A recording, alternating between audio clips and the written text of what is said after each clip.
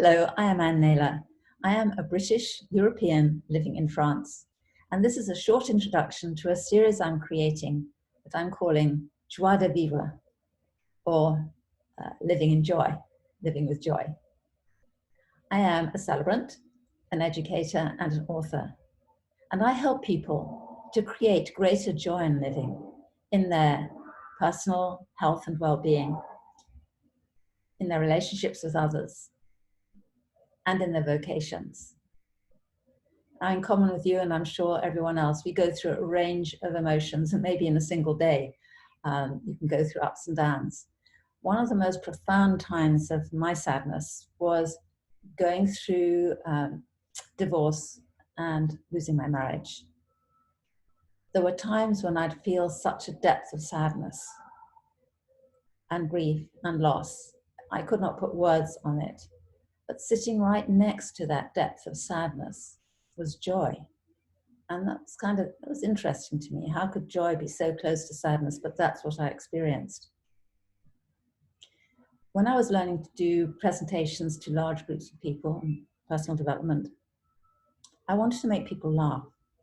And so I wrote to an actress, a comedian that I really admired, called Sheila Stiefel, and I asked if she might be able to assist me to create a comedy, to be a comedian, I suppose.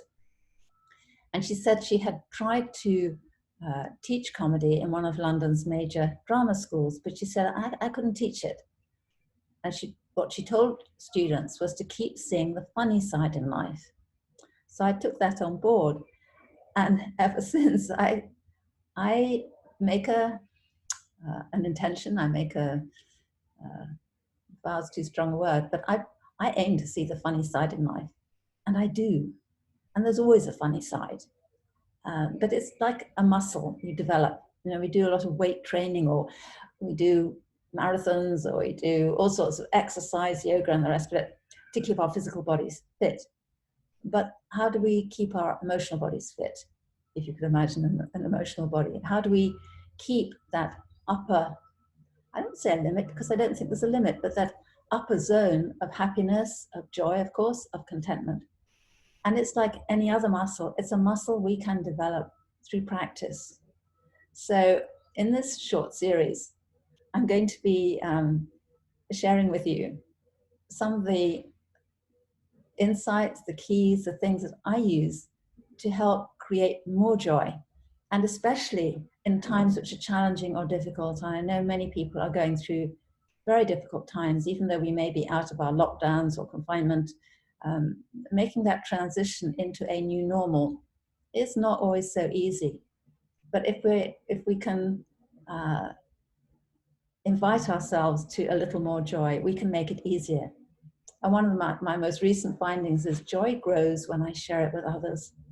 So it's part of my joy to share my discovery with you and expand it. I think there's more joy to be had.